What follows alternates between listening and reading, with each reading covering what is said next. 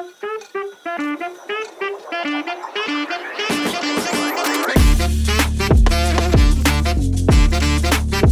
to the All Kids Can podcast, dedicated to supporting parents on their journey to nurture happy, successful children in every facet of life, particularly their journey through their education. Whether you're navigating the complexities of a recent diagnosis or you're finding that your child is struggling to have success with their learning, this podcast is for you. As a parent, you have incredible power and influence in your child's life. And with the right knowledge and strategies, you will be empowered to guide your child towards their best life. I'm your host, Kristy Haworth, accredited dyslexia therapist, special education teacher, family coach, and mum of two brilliantly neurospicy kids of my own. Are you ready? Let's dive in.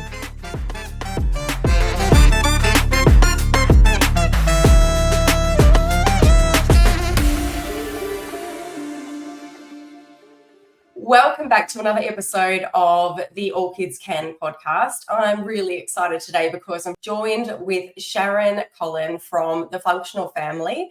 Sharon lives in Sydney with her husband and three boys who all have severe ADHD. Throw in some Tourette's and ODD in there too. Her home runs at such an intensity, it needs to be filmed for a documentary series. I would watch that, Sharon. The daily stress burnt her out and it had a negative impact on Sharon's health. First of all, welcome, Sharon, before I continue that.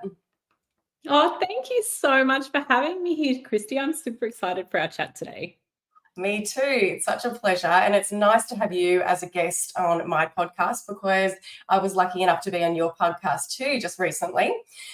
So at a complete loss of how Sharon was supposed to have, quote unquote, a functional family, she began researching ADHD to try to learn more about ways to work with the ADHD brain and create a more joyful, streamlined home environment. Don't we all want that? I do. What followed was a series of spectacular failures, weird experiments, and then formal studying ADHD.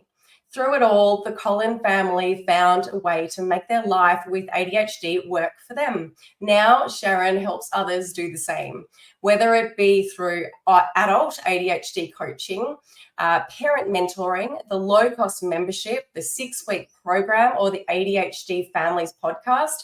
She provides a safe place for people with ADHD to learn about their brain and create strategies that work for them. You are one busy lady.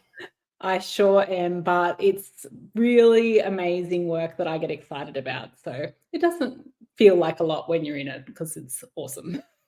Oh, that's nice. I want to know what your take is on ADHD. Now, this is a very big question because I know it's a very complex thing, the ADHD brain, but how would you kind of package it into a nutshell when you're trying to explain ADHD to people? I'm going to go for the actual ADHD coach's definition of ADHD because so it's a unique brain wiring which requires engaged interest with a clear, purposeful intention in order to activate and access attention so an individual can manage the brain's executive functioning. So what that means essentially is it's different brain wiring. And we need engaged interest and intention to be able to executive function. So we know that people with ADHD often have challenges with executive functions. So we know that those things are like short-term memory recall, frustration tolerance, task prioritization, organization. Those are the things that we can, and emotional regulation, that's the big one, that we can struggle with. And we need that support to be able to build those executive functions. Yes. So basically, people with ADHD have to be interested in what they need to do, and then will they be able to, function therefore, or is the executive functioning still a deficit when they are even still interested in what they need to do, what they want to do? That's such a good question. So we know that the neurotypical brain model is based on importance. So a neurotypical person can go, that is important to me or others, so I'm going to do that task. The ADHD brain is based on interest and novelty.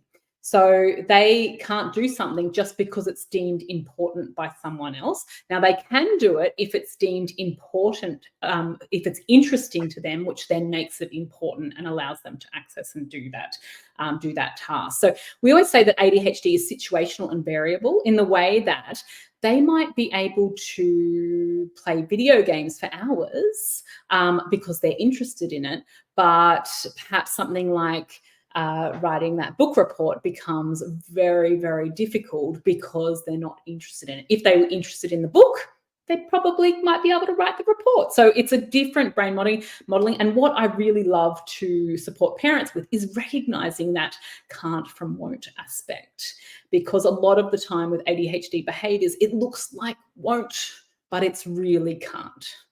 And so we need to be able to support parents to pick that up so that they can go, okay, what can we do to be able to make this, a possibility for my child in this moment? How can we support them instead of getting frustrated at them because it looks like a won't? Yes. And coming at it from that way of thinking, we're actually going to get results rather than just clashing with them or giving them that sense of, because they feel us, like they'll just think, well, I'm just failing at it, I can't do it, but they can't do it. But with our support, right, and with the strategies that you teach and the systems that you have created, then the can't turns into a can. Yeah, that's right. So instead of viewing behavior like, oh, why can't they? They should be able to, like that kind of frustration. We view all the challenges that our beautiful kids and adults with ADHD face with curiosity, and we teach them to do this too. So like, I wonder what's going on for them in this moment. Like, I wonder what we can do to help them or support them or to allow them to support themselves in this. So we view behavior as just really communication, that they don't have the skills yet to be able to do that thing. So we support them to develop those executive function skills. Yes. Yeah, I love it. And so what would you say are some of the main challenges that we face when we're parenting kids with ADHD? Well, first of all, it's harder. It's harder to parent kids with ADHD. It is. I'm not going to sugarcoat it for anyone. You're doing a really hard job. Now, the equivalent, if you follow along, I was chatting to Jane McFadden at ADHD Mums podcast the other day, and she was saying that it's 3 times harder. So raising one neurodivergent kid is the equivalent of raising 3 neurotypical kids, right? So according to that, I have 9 children, right? 9 children. That's a lot of kids. That's a lot. That's a lot of kids, right? So it is harder. It's a lot more work. We do a lot more scaffolding. We do a lot more supporting. Things take longer, because when there's executive function challenges in the mix, we do things just take, we've got to be able to support them in each step as we're developing those skills. They don't just pick up and run with things independently from the start. They need a lot more support to be able to develop those skills. So I just want to validate everyone. Like, if you're feeling like it's harder and you're comparing yourself to families that have neurotypical children, it is harder, and you do need more support, and you need more structure, and you need more help, because it is harder. Like legit harder. It doesn't mean that it can't be good though. So I want to preface this by saying we work with families every day to make their home life fun and enjoyable and less conflict. But some of the things that these families are up against, going back to your original question, is, we have people with ADHD are usually live life in the extremes a little bit, right? We feel emotions intensely, so there's lots of big emotional reactions and meltdowns, and you can imagine what happens when there's the executive function of organizing and task prioritization and low frustration tolerance and short-term memory recall. Like, these are the things that most households run on, right? And if you have challenges in these areas, it's going to make for an intense family life. Like, we've got big reactions going off everywhere. We've got low frustration tolerance, so we're having those reactions quicker and easier. We have, problems handling stress. We've got organizational issues. So things take longer. They're a little bit harder. And so for a lot of parents, and I really want this, to see if this resonates with your listeners, like they are burning out really quickly. And so we've got parent burnout, and then we've got parents that are just like life is happening to them, not, they're not in control of what's happening here. And there's also huge amounts of pressure from the outside. Like there's lots of judgment and, well-meaning advice that doesn't actually make us feel good or support our child, or nor is neuroaffirming, and sometimes causes trauma. And so it can be a spiky old world out there for these families, which, my family included. It can be a spiky old world. So they are up against it in terms of, almost every component, like school, home life, the ADHD tax in terms of financial costs and how much it costs to get your child supported. They're coming up against it, and it is tough. Yeah. And that's why you offer the support. That's why you created these systems. That's why you have the hacks, because there is a way to be able to ride this, what is it, like a roller coaster maybe? And maybe your seatbelt clicked in. Feel like your seatbelt. So we know that like ADHD, dyslexia, we've got a lot of families that are listening to the All Kids Can podcast that have kids with literacy challenges because they might be dyslexia or some other sort of learning challenge. Because I love your saying that you say ADHD comes with friends. And that just means that when you have ADHD or when you have dyslexia, because dyslexia, you can say the same thing, it comes with friends as well. So research indicates that there's a significant overlap between dyslexia and ADHD, with studies suggesting that around 30 to 50% of individuals with dyslexia also have ADHD. So, you're not just talking about one profile a lot of the time, you're talking about a lot of different challenges. And so becoming educated on those different neurological profiles and getting to know your child really well. And along with that, we tend to get to know ourselves really well, because our children are our best teachers. We know that a lot of this is hereditary, right? So you have an ADHD child, the chances are either mum or dad also have, or both have ADHD too.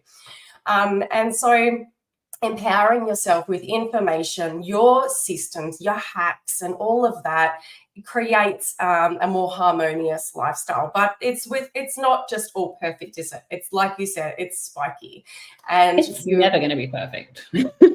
You come across, I listened to Jane and you on that podcast, and you were saying that, you come up with a challenge and then you've got a tool belt, right? And you figure out, okay, well, what tool can I use with this particular problem or this particular challenge? And then let's throw it at that. And then I love how you talk to your kids and you say, like, whatever problem we have, like, we can figure out a way through it as long as we've got that open communication, which really resonated with me, because I feel like that's just the way to go, which is working with your ADHD child and not against your ADHD child. So we're going to get into a little bit of your tool belt. I'm guessing they've got to do with your life hacks and your systems, right? Let's talk about a little bit about them. Okay, so, we kind of view our family life, like, we're going to, with all the things that we've got going on, and every family that's listening to this, there's undoubtedly points in your day where there's friction. Any point that comes up more than once, because, our kids throw meltdowns at us sometimes out of the blue, and they're distressing to watch, but that's not what grinds your gears, right? We tend to handle those very well. What really does wear us down in terms of parenting, and where we get so fatigued, is those like problems that come up again and again. It's the ones that keep coming back up. And so what happens is our bodies, and this is the part that no one talks about, and ADHD is essentially a dysregulated nervous system. Well, whether or not you have ADHD yourself, you end up with a dysregulated nervous system when you're supporting people with ADHD, right? Because your body goes into this like weird guarding moment. So you're anticipating that they're going to have a friction point there, and whether or not they throw it that day, you still start tensing. Like, I know my little guy's going to have a problem with seatbelt every day, right? And so before I even get him into the car, I am tense. My system is dysregulated. And so whether or not he brings it that day, I am still dysregulated. And so that's why we need to have scaffolding around these sorts of things that work for the whole family, because it's bigger. And this is, we can put all the support in for the child, and that's awesome. But I'm a families trained ADHD coach, consultant, and parenting expert, right? So what I tend to do is look at the whole family unit, because it's more than just the child. These things affect the whole family, and we want to create systems. It's not really important what worked for my family. It's about what works for the family that I'm working with. We want to have that beautiful mindset of like going, okay, I'm viewing things with curiosity. I wonder what's going on in this moment. I wonder if there's a few things that can make it easier. And what is thin on the ground for our gorgeous parents is really clear parenting strategies that work for ADHD. So most parents read all this information about ADHD, so they take it all in, and then their child's dysregulated in front of them, and then they go into this weird paralysis state, or they might like flip-flop between parenting strategies, and then they default to how they were parented, and they're just not very confident in their approach. They're not sure about what they should be doing. Like they just I love that. Yeah. We do default to, and you can hear things come out of your mouth that you heard when you were a child, but didn't necessarily help. That's when you catch yourself going, it's because I said so, right? And I don't know if you've noticed, but kids with ADHD usually hate being told what to do, right? Yeah, I noticed. And so we don't push them, because when we push against a child with ADHD, the oppositional nature of it, they push back, right? We don't give them something to push against. We come alongside them and support them, but we don't push them into everything. And that's why a lot of parenting strategies just won't work for ADHD, because if we try and maneuver them into a neurotypical, parenting approach, they're onto that and they just push against it so fast, and it just exhausts everyone, just burns everyone out. So any problem where you're consistently facing it and it's causing you friction, and in terms of energy management, it doesn't matter how it looks like for people on the outside and what other families are doing. If it's causing you guys friction, then it is a predictable problem, and we need to create some scaffolding around it to make it a little bit easier. Even if we can make it 10-20% easier for your whole family, that is, and it's a strategy that feels good for you to carry out, that is where we want to go. We want to shoot our strategies for that point. So we're equipping parents with a tool belt to go, wonder what I'm going to throw at it. Throw a tool at it, see if it sticks. Different things work at different times for ADHD because of the novelty-based brain, right? So it's good to have a few different things in your tool belt for that friction point. And what I also love is that Ross Green model of kids do well if they can. So that real collaborative model to work with your children, because kids with ADHD, they have incredible problem-solving brains. And I want to teach my kids that they can solve their own friction points, that they can problem solve and be able to advocate for what their brain needs as they're going through that. So instead of life throws friction points every day, and I don't want it to knock them over. I want them to be able to go, that's all right. My brain's wired to problem solve. I'm going to see what I can do. Have that beautiful experimental mindset of going, I'm just going to throw this at it, see how it goes. If it doesn't work, doesn't matter, because I've got a problem solving brain, and I'll just throw something else at it and I'll find what works for me. Yeah, I love that. It's really, really important, because you're just setting them up for adulthood and success, and, to use strategies that maybe some adults don't even know how to use themselves, or because perhaps we were never really taught that sort of mindset. It is a mindset, right? It is. Yeah. It is. It's a completely different parenting approach. Like, I'm a child of the 90s, right? Like I was growing up in the 90s, and you just got told to do stuff, and you weren't explained anything. The why piece wasn't presented. Now for ADHD, understanding, a lot of our beautiful ADHDers are conceptual learners, visual learners. Like they need information presented to them in different ways. They need to understand the bigger picture, why they're doing the thing. And that can be a really important piece that was missed for previous generations. We don't actually explain that. We're just like, do it because I said so and I'm the boss. That's never going to work. No, never going to work. And so I suppose there would be additional challenges sometimes when we've got ADHD parents that weren't parented in this way that you're describing. It's really learning a whole new way. But how do you do that when you're possibly ADHD yourself and dysregulated yourself? How do you, I mean, it's about creating maybe more capacity in terms of self-care and, you know, all of that kind of thing. But it's very, very challenging, I think, particularly with the ADHD father and the ADHD son dynamic in the home, because if an ADHD father was parented in an authoritarian way or more of a dominant approach, then that is likely how they're going to try to parent their ADHD son.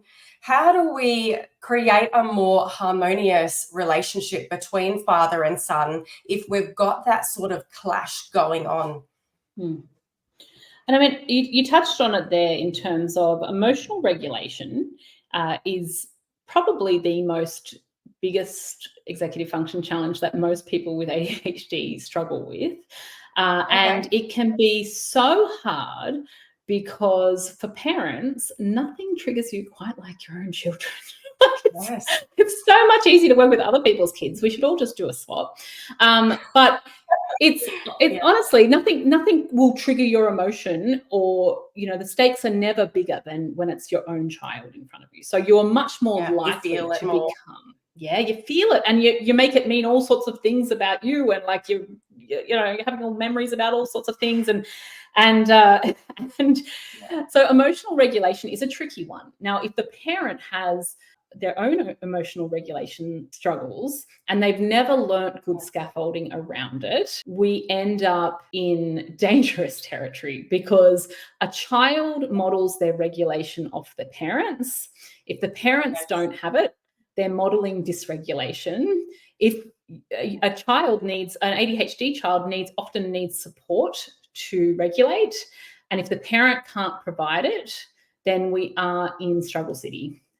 So we need to back it up a little bit so that the parent has really good emotional regulation strategies that work for them, because different things work for different people, and we want to make sure that they have that. So it might be that for the first bit, the parent just has to move to safety. So when we're talking about, like, there's the zones of regulation, right? But I tend to simplify it down into like green, orange, red, right? So in green, you don't need any strategies because you're regulated. You're fine. You don't need strategies for green. You're there. Now, where the middle section is that orange section where you're heightened, but you're not dysregulated. You're kind of in this stage. Now, interestingly, most people with ADHD don't even recognize this color stage. They talk very much about being regulated or dysregulated. They circle through this pattern very quickly. Now, in my coaching practice, we throw all our strategies for orange. Green, you don't need them. Orange is where you throw all your strategies, because you want to be able to bring it back down to green or as low as orange as possible. In red, we only have one strategy, which is because you're dysregulated, and you just move to safety. You move to safety at that point because you're dysregulated.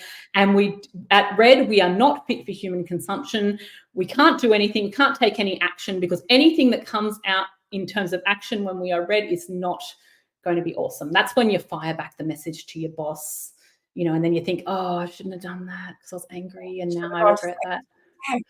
Yeah, I should have gone to safety. Damn that safety. But nothing good happens in red, right? You don't do anything in red. So that's where we walk away. We get out of there. We do whatever we need to do to regulate.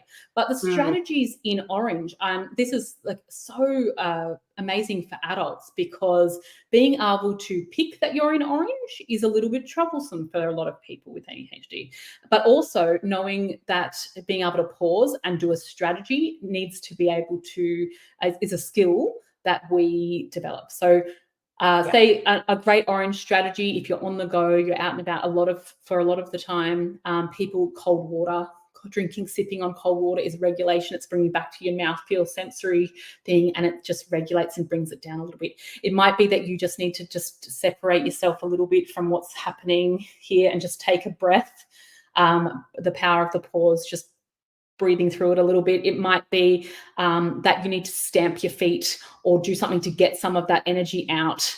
Whatever it is for that individual that they can do, that they feel comfortable doing, is really important. And honor that we actually are not robots. We do need to regulate.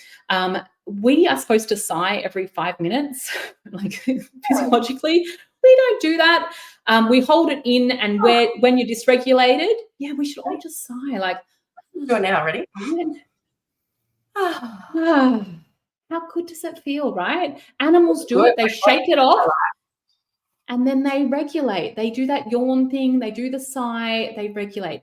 Because we've got so much stimulus coming in all the time, we've got emails and messages and like kids screaming and stuff like that.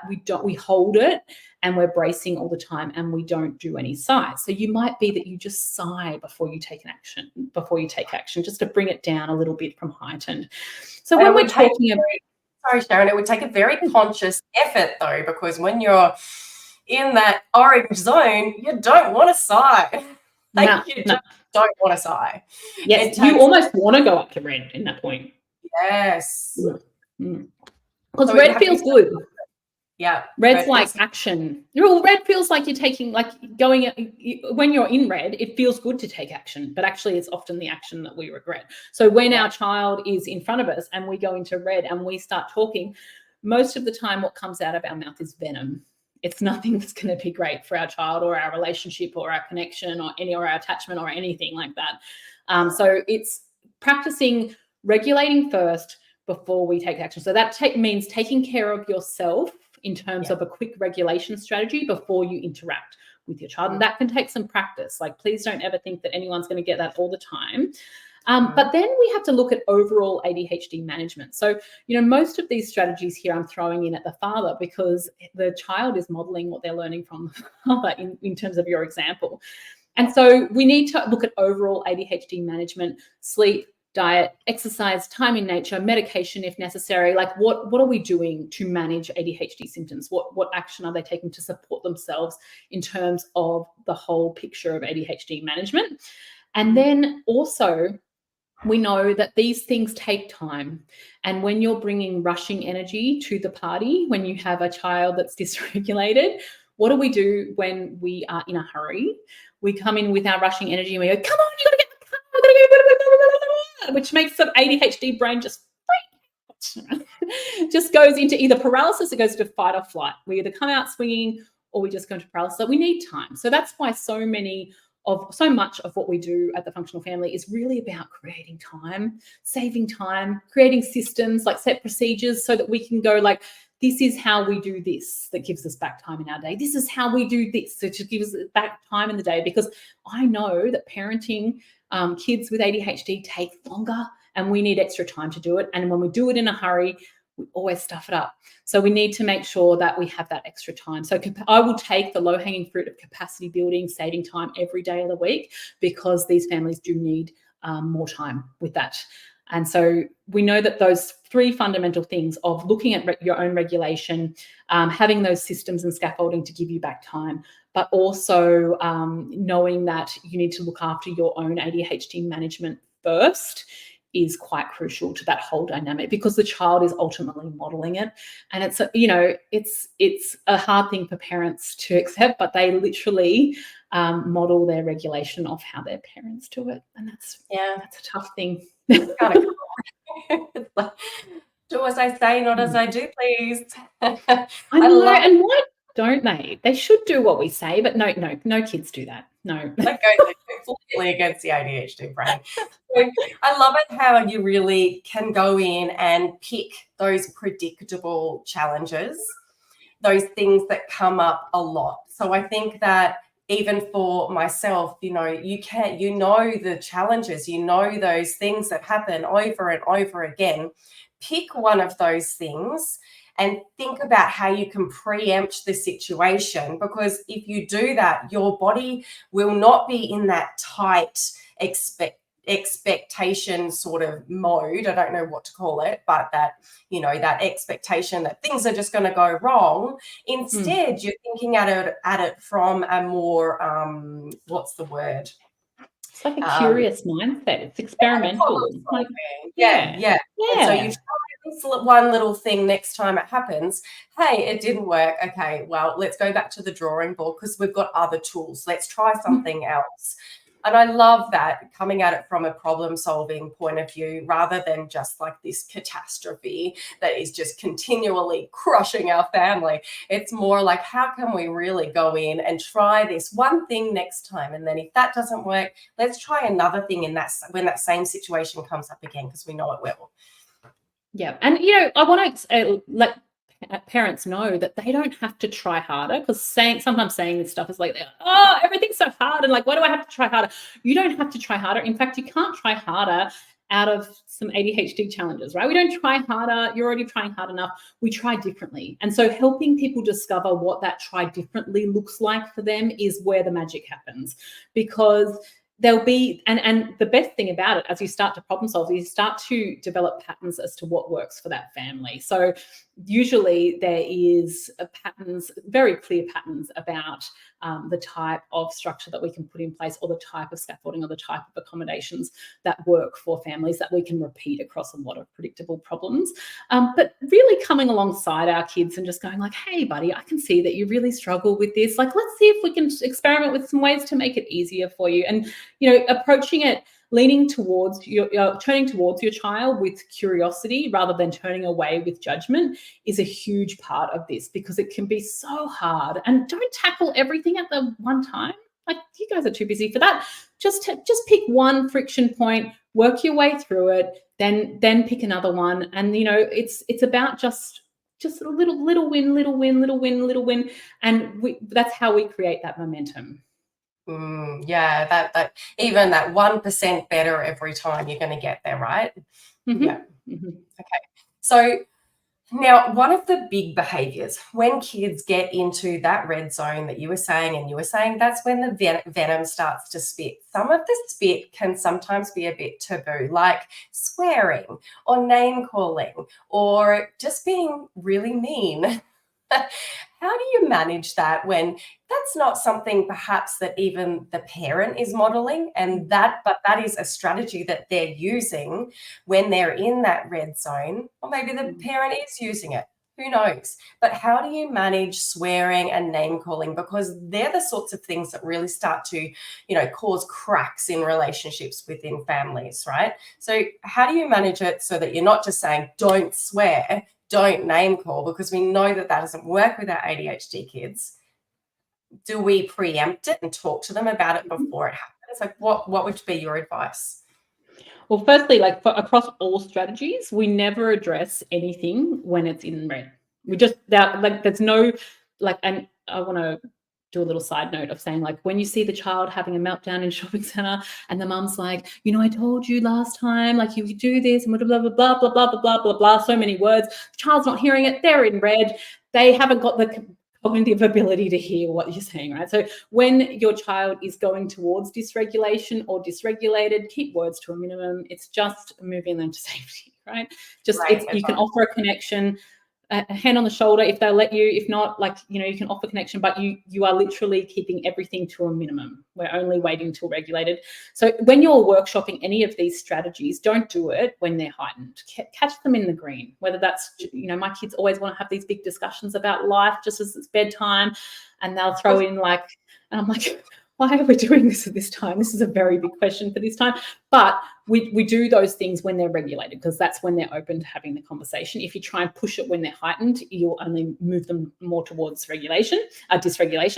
But swearing is distressing, and name calling is distressing. But we've got to be careful about how personally we take it as parents, because we make it mean all sorts of things like, oh, it's a bad parent. And what if someone saw my kids saying the F word and like it makes me look blah, blah, blah, blah, blah. That's all ego that we carry around. But it actually isn't anything to do, like, our child is just showing us that they're dysregulated. Right? So it's communication that they are dysregulated. So our strategies remain the same. we go towards regulation. So we look at, number one, like our base thing is to look at overall ADHD management. You know, have we got the pillars right? Do we need some adjusting there? Are they, like, use the HALT system, hungry, angry, lonely, tired? Are they any of those things? Because you know, some of my truly worst moments have been just because my children are hungry and their blood sugars are low. But when our child is regulated and we want to address the swearing factor and the name calling factor, and you know it's dysregulation, because often my kids will like venom and then they'll come back in when they're regular and go, so sorry about that. Sorry. Yeah. You're really bad. Yeah, they feel bad about it. And that is awful, to be out of control. No one chooses to be out of control. No one chooses to no one wants to have that feeling, because that feeling is awful that is occurring inside their body. So it is coming out and it looks distressing, but let's just take it for what it is, which is emotional dysregulation. It is part of it's part of the condition. It's poor impulse control. It is emotional dysregulation. So if they had the skills to stop it, they would. They don't have it yet. So we support them to overcome this challenge. So one of the things that I like to do is obviously look at overall management, but then look at giving them an alternative word. So when they're regulated, you might want to talk about, and they won't remember this every time because dysregulation, they're in their monkey brain, but let's talk about it when they're regulated and see if we can come up with some funny words that are not swear words that your family is comfortable with, or some funny words. Like my kids use flip a lot, like don't act like a flip, flip, flip, flip, flip, flip. They also use words that sound like the F word, which is very confusing to be parenting, but they're not. So they catch you out on a technicality because it's not actually the word, right? And they quite like that because it messes me up a little bit. But it's about having that conversation of like, you are allowed to be angry, you are allowed to say words, but can we make it some other words that, you know, can we workshop some other words that you can say? Maybe they will use that, maybe they won't, but we're not going to punish them for dysregulation, because if we come and it's kind of asking a child with what would we punish our kids for if they didn't have the ability yet? It doesn't help. It actually sends a message that it's not acceptable to be for their challenges to present themselves. It's just a challenge that they're working on. So even though it's distressing, and I don't like it either, right? I don't love sometimes the venom that happens, but when you view it as a symptom of dysregulation, it does soften it a little bit. Give them an alternative, work on overall management, and also watch our reaction a little bit, because for some of our kids, they are sensory seeking kids, right? So they love a big reaction. And so we want to watch that we don't go, oh my gosh, like, rah, rah, rah, and go off into, like, let it trigger us into something else, because we're giving our sensory seeking kids those reactions. So we'll give that to them for the praise and the good stuff, not the stuff that we're trying to work with them on. Yeah, it's so good to hear your perspective on that. And really, I love it how you said it really goes back to your own sort of ego. And it's like, well, if they're swearing, that means I'm a bad parent. And what happens if, Nana's coming to stay and Nana hears it, then they're going to think that I'm a bad parent. That's going to reinforce what I already think that they think about me, because I'm parenting different to how they parented. And you send yourself into a cycle. So I love that perspective. It really helps us crawl out of that cycle and see it from a different viewpoint. Love it. So Sharon, I want to talk, we'll finish up quick, like soon, but I've still got to pick your brain on a couple of things, because I want to know your perspective on homework. So we've got parents that obviously have kids with literacy challenges that listen to this podcast, also kids that are going to have ADHD, maybe just solely because we know that kids with ADHD also struggle with literacy at school, often because perhaps they don't have that buy-in, right? They're not interested. They don't want to do it. Maybe they're dysregulated in the classroom, overstimulated. Maybe they're, distracted and they don't get the fundamentals. So ADHD kids will struggle with literacy sometimes anyway without being dyslexic. Kids that have these types of learning challenges within the school, or these different types of brains, they are working so hard at school within the classroom. They're working harder than the other kids. And when they come home from school, to make them do more hours of what they've just been sitting in a classroom trying to do for the last however many hours, 6 hours or whatever, it kind of seems a little cruel to just give them more when they get home, when perhaps what they really need is to get out on the bike, regulate themselves, get, promote more of those activities that's going to keep them in that green zone. What's your view on homework, and do you think that kids should do it? Oh, such a good question. But, people might not like my answer. I don't make my kids do homework. But here's the deal, right? So I say that with, I do make them do reading, right? Yeah. Because reading's important, and all my kids have learning issues, right? And they have challenges, and I want to support them with that. But I have a very flexible opinion about homework, because I think it matters for the child, because some children want to do homework and they want to, they feel like they are behind, and they have a lot of anxiety around it, and they're the ones that need that support for. Some of them, if you are coming up against a friction point with homework and you're at the time of the day where they've got no transition cash left, like they're finding they've been doing transitions all day, it's the worst time of the day, and you are battling your child for homework and it is affecting your connection and your time with your kids, scrap it. It is not the right time of day to be facing that battle with your kids. All it's going to do is burn you out, burn your child out. And as you said, they've been working so hard all day, just holding everything in. And I'd much rather them focus on activities that are energy or regulation, or whatever it is that's going to improve the overall picture of it. Having said that, there are times, like I've got a high schooler now. There are times where there has to be homework done. There's assignments and all these ridiculous things that they are made to do. And so I think the tips that I'm going to give for this one is time of the day matters. Okay, so if you've got a child with ADHD, perhaps they're on medication, whenever that, the most tricky times of the day, we don't want to pitch our homework in there. For a lot of kids with ADHD, doing homework in the morning is better. So 15 minutes in the morning, they often do a little bit better. So whether that's over breakfast, whether that's outside or in the car, outside the school, or whatever it is, pick your time of day carefully. The next one is add novelty in. So sometimes having a tutor or a support person, or even going to grandma's house to do the homework with them, that person has novelty, which means that it'll engage the brain, make it a lot easier for you. And if you've got someone who can do that one-on-one, even better. Like that would be amazing, and even better if it's in the morning. And then also to customize that homework.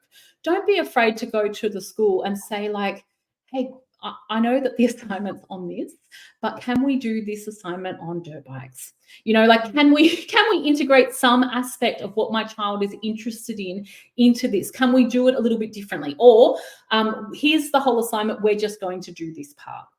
Like, let's just break it down for them. We're just going to do this part, and that's what it's going to be. You can do that, because if it's too overwhelming and you give them all the steps at once, it's going to just be so hard to break it all down for your beautiful kid, and they're already working so hard at it. So we've got to advocate for them a little bit in that way. So I often say, I'm just going to do this part, and that's what we're doing, or we're going to do it on dirt bikes because that's what my kids are interested in, or we're just going to customize it and do what works for us. And I think parents need to not be afraid to do that, because doing a little bit of it is better than not doing it all of it. And if you've got a big assignment that's a multi-step process, you can break it down into those little steps. Just give them the one step at a time. So if you've got if you're going to have to make a poster on climate change, like we're going to research climate change. We're going to break it down into different days, different steps. Now, if you need help doing that, put the assignment and then say into ChatGPT, help me break this project down into different steps. Let ChatGPT break it down for you so you can just do one step a day. Or use something like Goblin Tools for those bigger tasks to break it down. So you can just do one thing a day and not overwhelm yourself and overwhelm your child with this big piece of paper that has a whole lot of instructions on it. Just give them one thing at a time. Let them hit the marker. If you're going to give them a task, let them hit it and tick it off so that they can see that they can achieve it. It's not just some big task and with no end. Yeah. I love that answer, because really what you said was do what works for us. And I think that that's so important, because, like you said, some kids are going to want to do it. They're going to have the capacity to do it. And in fact, they're going to probably enjoy it. Homework's for big kids, and I want to, do what all the other kids do perhaps. And, there's so many different variables that will lead you to your answer of whether you should be doing homework with your child or not. If it feels right and it works for you as a family, then go for it and do it. If you need accommodations and adjustments, know that you can be creative and you can work with the school. Such an important point.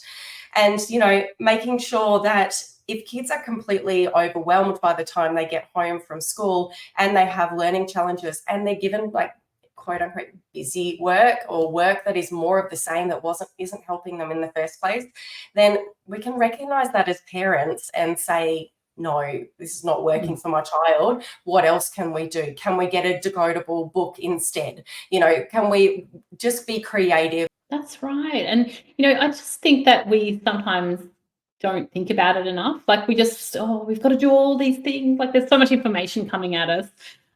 But the truth of the matter is that we get to be the boss of this, and we get to say how much it was right for our child and how much is right for our family. And I just don't want it to be another point of stress and another point of friction. And if it's going to cost you that connection for our kids, that if it's going to cost you connection and cause friction for your family, then that's the time that we would intervene with something else and advocate quite strongly for it. Yeah, and pull the plug if we need to. I love it.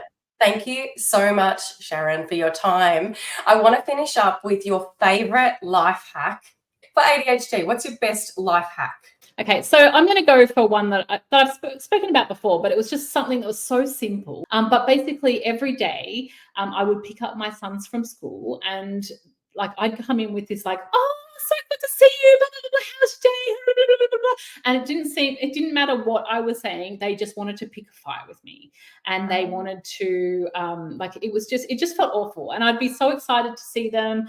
And then it just felt like this awful moment. And then by the time I got to our house, which was a short drive away, I'd be like, why did I pick these guys up? This is awful. I don't like this time of day. So anyway, when we were all regulated, we had a bit of a chat about it. And I was like, hey guys, I noticed this is a really tumultuous time of day. And, these car trips, they're just not very nice. I'm always so excited to see you, but you guys are angry when you get home. And I don't know, what can we do to make this time a bit easier for us? Anyway, we workshopped a few things, and we were looking at this very much as a predictable problem. And what came out, and we did try a few different things, but what came out is that they're just really hungry. They don't eat their lunch, and they come out of school. They haven't eaten all day since breakfast, and they come out of school, and me peppering them with my questions just felt like a lot when they've been holding it in all day. So we came up with a thing to try that I don't say anything to them on pickup. Probably looks really weird for other families, but not weird for mine at all. I don't say anything to them at pickup. I just hand them cheese and bacon rolls. I love it. And so they eat their rolls, and once they've eaten their rolls, we get in the car and we drive home in silence. I'm not even allowed to play podcasts because my little one cries when I put podcasts on, which is really sad. So anyway, we let the rolls go in, and then we do sweet and sour. So you talk about like your positive part of the day, the negative part of the day, and we continue on our way. And that one step of not peppering them with questions when they haven't got the executive function to answer the questions, and feeding them before we even get in the car instead of waiting till we get home when they all end up in a fist fight in the back of the car, has been an absolute game changer. Now, of course, it requires work on my end. I've got to have those cheese and bacon rolls ready, right? I've got to remember not to come at them with 1,000 mum questions at the gate. But the days that we manage it, it's so much nicer. And that is a perfect example of a predictable problem that the kids came up with a solution for. We all have buy-in, and gosh, it works. It just makes for such a nicer thing. They've had something to eat. We can all be much better humans after we've had something to eat and had that moment of quiet before we go into the questions and go into the afternoon. And it's worked a treat. I mean, there's 1,000 life hacks, like ADHD hacks, just like that one. And it's just having that experimental mindset to go like, wonder if this is worth a try and works for our family. And what can we do to make this a little bit easier for us? And when that doesn't work, that's okay. We just ask our kids for the next solution. The ADHD brain is wired for problem solving. Take advantage of that. Get them to solve their problems. Yeah, working with the brain and not against. I love the collaborative approach. It's teamwork, and teamwork makes the dream work. So I love that. And I know that you have a family meeting agenda and a predictable problems download for the listeners that have gotten all the way through to the end of this podcast. So I'm going to link that in the show notes. Aside from that freebie that you've generously offered, where else can people come and find you? Yes, have a look at the website. It's thefunctionalfamily.com. I've also got a big Facebook group that's a big, supportive, beautiful, kind space called ADHD and Families, the Functional Family Group. There's so much free resources on my website. There's a blog, there's a podcast, ADHD Families podcast. Go and listen to the episode with Kristy in there.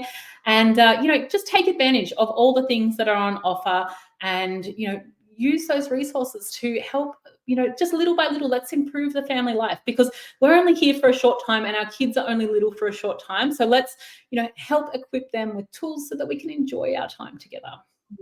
Yes, you are so inspiring. Thank you so much for your work, and thank you for your time being on the podcast today.